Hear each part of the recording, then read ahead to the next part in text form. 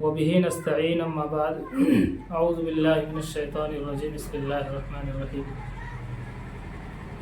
امید کرتا ہوں کہ ناظرین کرام آپ خیر و عافیت سے ہوں گے۔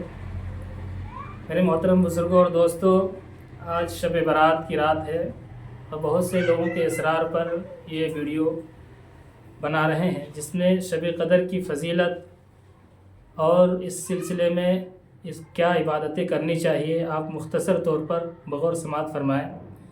شب قدر کی فضیلت کے سلسلے میں ہمارا یہ عقیدہ ہے کہ اس میں جو عبادتیں کی جاتی ہے نہ فرض ہے نہ واجب ہے، اور اس میں کچھ لوگ ایسے ہیں جو سرے سے اس کی فضیلت کا بھی انکار کرتے ہیں۔ تو ہم سب اپنے اکابرین اور حدیث کے حوالے سے اس کی فضیلت کو ثابت کرتے ہیں، اور اس میں عبادت کرنا ہمارے اکابرین سے ثابت بھی ہے کہ جتنا زیادہ ہو سکے آپ اس میں عبادتیں کریں، نمازیں پڑھیں، تلاوتیں کریں، ذکر و اذکار کریں، جتنا ہو سکے نشاط کے ساتھ آپ عبادت میں وقت گزاریں۔ اس میں عام طور پہ لوگ صلاۃ التسبیح کی نماز پڑھتے ہیں جس کی فضیلت آپ سب کو معلوم ہے۔ اس میں مختصر طور پر صلاۃ التسبیح کی نماز کا جو آسان طریقہ ہے وہ آپ کے سامنے میں بتانے جا رہا ہوں۔ حدیث شریف میں نماز تسبیح کی بڑی فضیلت آئی ہے۔ اس کی ترتیب یہ ہے کہ 4 رکعت نفل نماز کی نیت سے آپ نیت باندھیں، ثنا پڑھیں، سورہ فاتحہ اور کوئی سورت پڑھیں۔ رکوع میں جانے سے پہلے یہ تسبیح سبحان اللہ والحمد للہ ولا الہ الا اللہ واللہ اکبر 15 مرتبہ پڑھیں۔ پھر رکوع میں جائیں اور رکوع کی تسبیح کے بعد یہی تسبیح 10 مرتبہ پڑھیں۔ پھر رکوع سے اٹھ کر سمیع اللہ لمن حمیدہ کے بعد 10 مرتبہ پڑھیں۔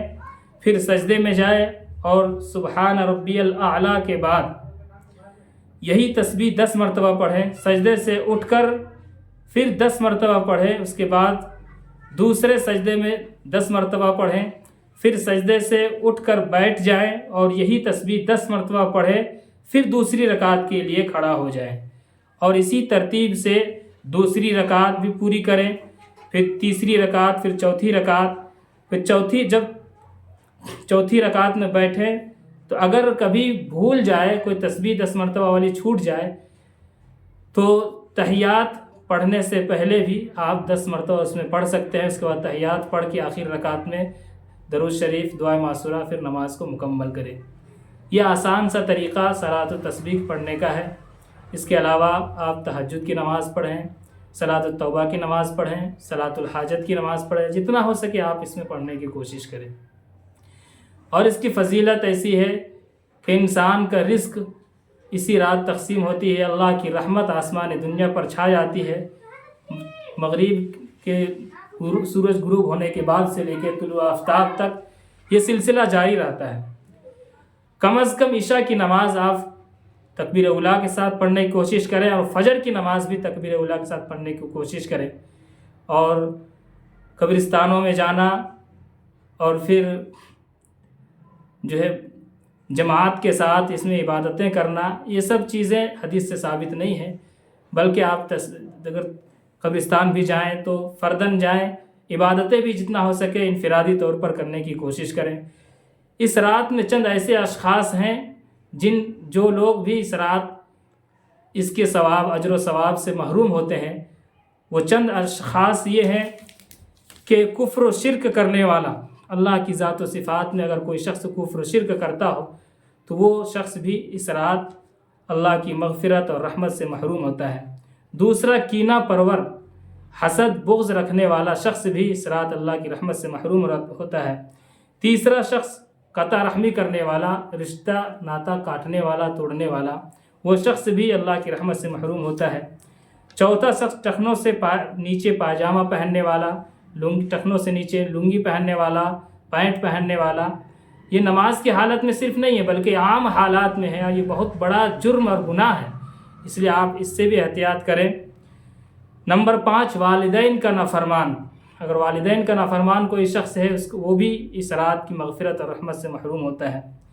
شراب نوشی کرنے والا، اب اس میں گانجا، بھنگ، افیم وغیرہ جتنا کہ اس سب کا عادی ہو، وہ سب بھی اس اللہ کی رحمت سے اس رات محروم ہوتا ہے۔ اور بھی حدیثوں میں ہے جیسے زانی، بدکار عورت وغیرہ اور بھی، لیکن یہ چیزیں صحیح حدیث سے ثابت ہے کہ یہ چند ایسے اشخاص ہیں جو اللہ کی رحمت اور اس کی مغفرت سے محروم ہوتے ہیں۔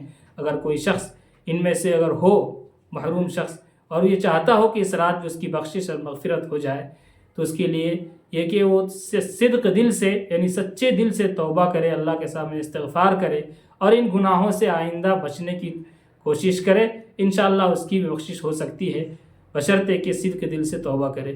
اللہ تبارک و تعالیٰ سے دعا ہے، اللہ تبارک و تعالیٰ ہم تمام مسلمانوں کو جہاں تک یہ آواز ہماری یہ باتیں پہنچ رہی ہے، ہم سب اور پہنچانے کی، پھیلانے کی کوشش کریں اور تمام لوگ اللہ کی رحمت اور مغفرت کا باعث بنے۔ اللہ تبارک و تعالیٰ ہمیں کہنے سننے سے زیادہ عمل کی توفیق مرحمت فرمائے۔